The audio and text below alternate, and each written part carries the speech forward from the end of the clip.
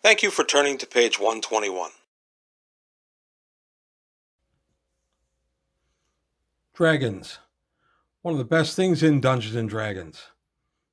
What's not to love? Today we're going to present a deck of Spellfire based around Greyhawks in the world of Greyhawk. If you're seeing a theme here that I like building Greyhawk decks, you're correct.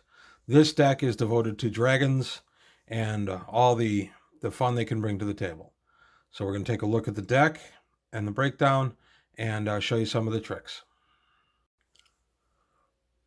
Okay, this deck has 56 cards, 1 rule card, 12 realms, 6 allies, 5 magic items, 4 artifacts, 4 wizard spells, 7 event cards, 5 unarmed combat cards, and 12 champions totaling 88 levels. There is an avatar in here. We count avatars as 1 level per some of the more advanced rules for Spellfire. We also include a dungeon card we count as a realm card rather than play the dungeon as a separate card on its own. So here we go. I'm going to start with the rule card. Played at the beginning of this player's turn, this card is not discarded. It affects all players and remains in effect until any other rule card is played. All dragon champions and dragon allies in play are immune to offensive spells, magic items, and psionic power cards. As you can see, I came out of the gate wanting to be difficult with this one. I don't often use rule cards. This is a good one. The way we play rule cards is they have to be played the turn after they're drawn because it states expressly has to be played at the beginning of the player's turn. So this rule card sits off by itself, can be eliminated by wish and other rule cards and some special powers of champions. So this kind of sets the table for what's to come. Okay, here come the realms. We're going to start Greyhawk again. We're going to start in the Griff Mountains. Defending dragons and giants are doubled in base level and immune to offensive magical items. Attacking champions and allies that are not flyers lose their special powers. So right away, giants and dragons are doubled. In this case, there's no giants, but there are dragons. Border Post. This realm can defend itself as a level 10 hero. If it's in the same formation as the border garrison, it adds its level adds to that realm, so it adds 5 levels. The Hell Furnaces. The level of any dragon defending the Hell Furnaces is doubled. Any holding can be attached to this realm. So no holdings in this deck, but Scarlet Brotherhood, I love this card. Can eliminate 1 champion from any pool at the start of his turn. This realm is then raised. And again, start of the turn means this card has to be on the deck and make it all the way around to your next draw phase. Parentland. Maximum hand size for all opposing players is reduced by 1. This is a great annoyance card. The Lands of Ayus. Any champion defending the Lands of Ayus can cast wizard spells. All defenders gain 3 levels if anyone has Ayus in play.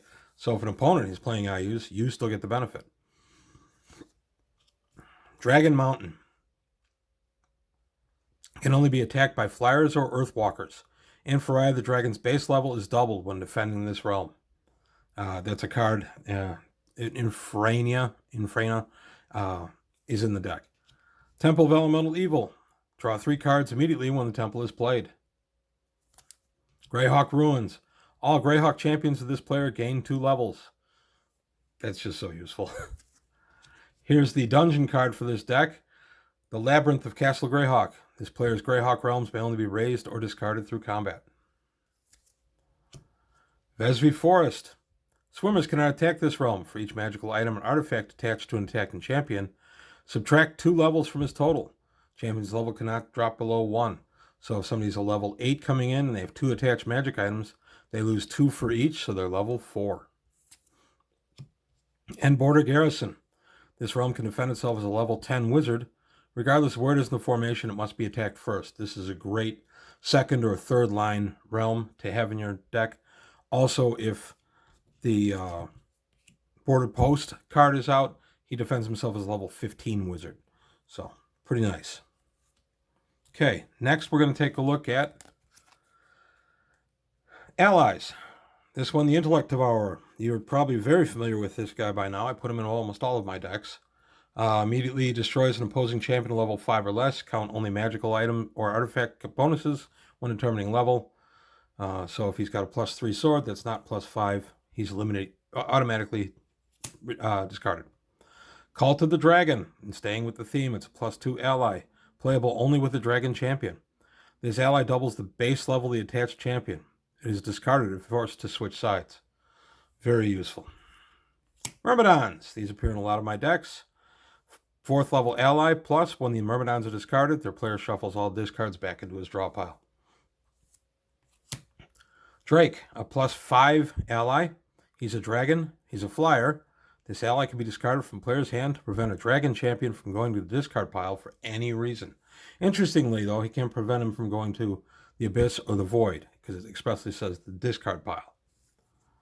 Undead Dragon Rider, 5th level ally. Dragon Undead, flyer. All opposing allies that are not undead or flyers are level 0 and have no special powers. This very powerful. Fire Drake, a 6th level ally.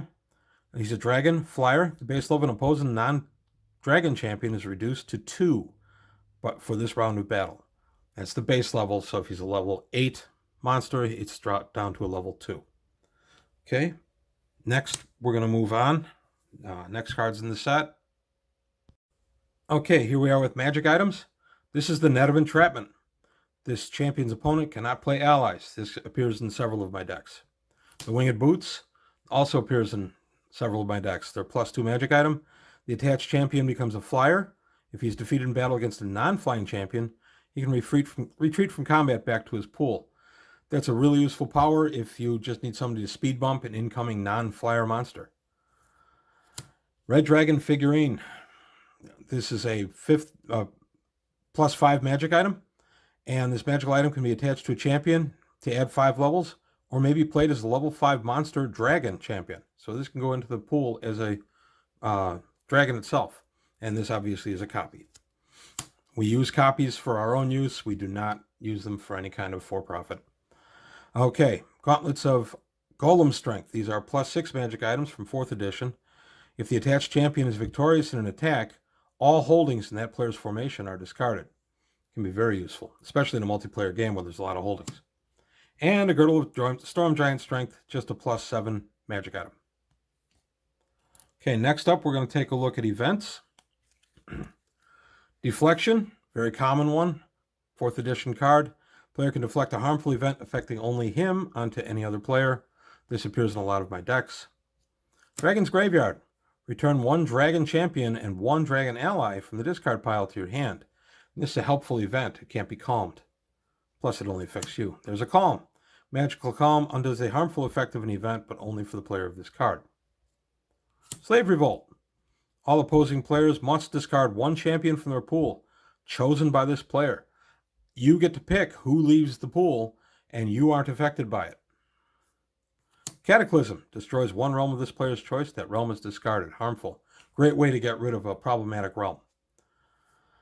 Ancient Curse. Appears in a lot of my decks. Choose 1 champion with an attached artifact or magical item to be killed immediately. Discard the champion and his possessions. I actually have used this so much that I once had a player in a 2-player game who designed a deck that had no magic items or artifacts, just so he knew I'd waste the Ancient Curse. Siege. Raises the first realm of every player regardless of special powers. If a player's first realm is already raised, he ignores this event. This includes you, but could be calm for you individually. Okay, we're going to take a look at the magic spells next. Okay, the first spell is Magic Mirror. This spell doubles the caster's level. That's his current adjusted level. So if he's level 20, this spell doubles him to level 40. And it's a defensive spell, so most things aren't immune to it. Dragon's Death Door. Castable only by dragons. Cast at any time to save a dragon champion from going to the discard pile for any reason, or sent to the discard pile instead of the abyss. Very useful spell. Also defensive. Dispel Magic. Cancels the effect of any spell. Defensive 3 or 4 phase casting. That's actually, I believe that's changed. It's become anytime. And Wish, because I always put wishes in decks. Discarding 1 card in play except a realm regardless of its immunities. This spell can be cast at any time, but the casting champion cannot be used again until its owner's next turn, and this is definitely an offensive spell. Next up, we're going to take a look at the 4 artifacts in this deck. First off, Orb of the Eternal Dragon. This artifact can only be attached to dragon champions of any world. The level bonus of all cards attached to this dragon are doubled. Opposing dragons cannot enter battle against this champion. So bonus, if I have a +5 ally on there, he's now a +10 ally. Interestingly, though, the dragon that's attached to this does not gain any bonus himself. Axe of the Dwarvish Lord, a +3 artifact. This axe can be attached to any champion. In addition to the listed bonus, the axe also gives the attached champion a +8 ally in combat. We rule, because the ally comes from the axe, that it moves as the champion moves. So if it's attached to a flying champion, this ally flies with him into battle. Boiling Oil. This is one of those rare ones that can only be attached to a Greyhawk realm. Any attacking champions are destroyed in a vat of boiling oil after the battle, win or lose, and discarded. It's a +4 artifact. Very great intimidation. Keep you from attacking the first realm. And the +8 artifact, Mighty Servant of Liuk O. A champion with this artifact is immune to the special powers of champions and allies level 5 or less. Plus, just +8. Why not? Okay, next up, we're going to take a look at Unarmed Combat cards. Again, keeping in theme with the Dragon deck. This one is Supernatural Strength, usable only by any undead or dragon champion. The base level of this champion is doubled until the end of this round of combat. So if you have a level 8 dragon out there, he's 16 when this is in effect. Claw, +4, usable only by dragon champions. Victims of this maneuver can play no further allies or magical items in this battle. Especially good if you throw Lugaroo into this deck. Bite, this is a +6, usable only by dragons. Victims of this maneuver must discard an attached magic item or discard the first one they play if they have none attached. 6, Breath Weapon 2. This is +6, Unarmed Combat. Usable only by dragon champions. Discards an opposing champion or ally of base level 4 or less. Now this would be the champion himself or one ally. Breath Weapon 3. This is a +8 Unarmed Combat card. Usable only by dragons. Discards an opposing champion of base level 5 or less, or any 2 opposing allies. So you can see a theme here of eliminating opposition to the player. And then last but not least, my 12 champions. They total 88 levels. We're going to go through them. This is a level 5 champion, Neniak. Neniak may be sacrificed to bring out an avatar, but she's shuffled into her player's draw pile rather than discarded. Great way to get your avatar out quickly without having to pay the avatar tax on the card. Greyhawk Dragon. This is a level 6 magic wizard. He's a flyer. This dragon breathes a toxic gas at the beginning of the battle, preventing an opposing champion from using spells, unarmed combat cards, and blood abilities. Very intimidating in combat. Obviously, this is a copy. Shadow Dragon.